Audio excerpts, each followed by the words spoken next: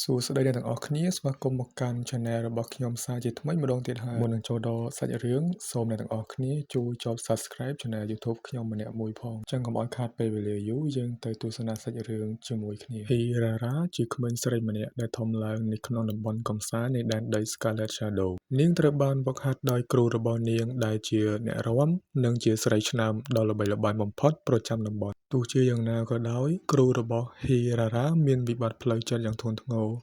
នាងភ័យខ្លាចការចាស់ជរានិងការបាត់បង់សម្រស់តាមពេលវេលានៅយប់មួយដោយសារតែចិត្តវង្វេងគ្រូរបស់នាងបានដុតរោងចោលទាំងមូលដោយជឿជាក់ថាមានតែការប្រែជាផេះផង់ទេទើបអាចរក្សាសម្រស់ដ៏ស្រស់ស្អាតដែលងាយនឹងបាត់បង់បានជារៀងរហូតខណៈពេលដែលអណ្ដាតភ្លើងកំពុងតែឆាបឆេះមានក្មេងស្រីម្នាក់ឈ្មោះ Hanabi បានទម្លុះអណ្ដាតភ្លើងចូលមក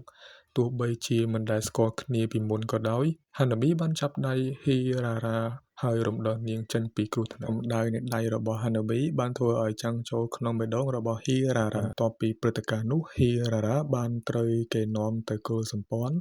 ហើយនាងស្ម័គ្រចិត្តធ្វើជាអង្គរៈផ្ទាល់ខ្លួនរបស់ Hanabi នៅពេលនោះ Hirara សួរថាហេតុអ្វីបានជា Hanabi ជួយនាង Hanabi គ្រាន់តែឆ្លើយតបថានាងគ្រាន់តែធ្វើអ្វីដែលត្រូវធ្វើតែប៉ុណ្ណោះដើម្បីជាការតបស្នងសងគុណ Hirara បានសន្យាក្នុងចិត្តថា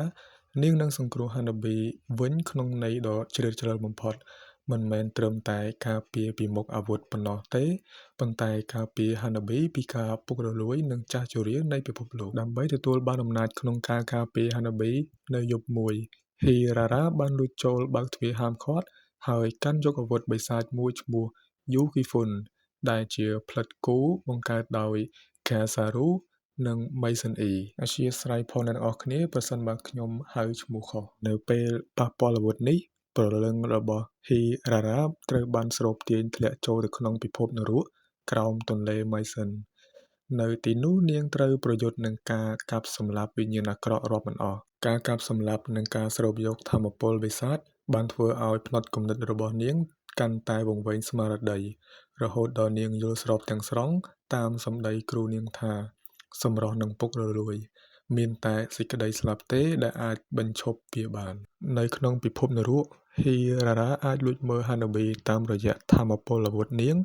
បានឃើញ Hanabi ត្រូវប្រយុទ្ធយ៉ាងវេទនាត្រូវគេវាយឲ្យដួលនិងរងរបួសជាច្រើនលើកជាច្រើនសារដើម្បីតែកិត្តិយសនិងជ័យជំនះនៃគល់សម្ព័ន្ធនៅពេល Hanzo បានក្បត់គល់សម្ព័ន្ធនិងបានធ្វើឲ្យ Hanabi រងរបួសយ៉ាងធ្ងន់ធ្ងរHanabi បានប្រគល់ខ្លួនទៅឲ្យអំណាចអាវុធ Heiganbana នៅពេល Hanzo បានក្បត់គល់សម្ព័ន្ធនិងបានធ្វើឲ្យ Hanabi រងរបួសយ៉ាងធ្ងន់ធ្ងរ Hanabi បានប្រគល់ខ្លួនទៅឲ្យអំណាចអាវុធ Heiganbana ដើម្បីទាញយកកម្លាំងខណៈដែលស្មារតី Hanabi លិចចូលទៅក្នុងភាពងងឹត Hirara បានលាតដៃឱបកសោបនាងពីក្នុងជម្រៅនរកហើយខ្សឹបថាឲ្យខ្ញុំសង្គ្រោះអ្នកពីពិភពលោកដ៏ស្មោកគ្រោកនិងបណ្ដោះអាសន្ននេះទៅទោះជាយ៉ាងណាក៏ដោយស្មារតីដ៏រឹងមាំរបស់ Hanabi បានរុញច្រានការឱបកសោបនេះចោលដោយសារតែមិនអាចជួយសង្គ្រោះ Hanabi តាមវិធីធម្មតាបាន Hirara បានសម្រេចចិត្តលះបង់ព្រលឹងរបស់នាងទាំងស្រុងទៅឲ្យអាវុធបិសាចនាងលែងជាមនុស្សទៀតហើយប៉ុន្តែជាវិញ្ញាណវិលវល់ដែលមានគោលបំណងតែមួយគត់នោះគឺសម្លាប់ Hanabi នៅពេលដែល Hanabi នៅមានសម្រស់និងភាពរស់រវើកបំផុត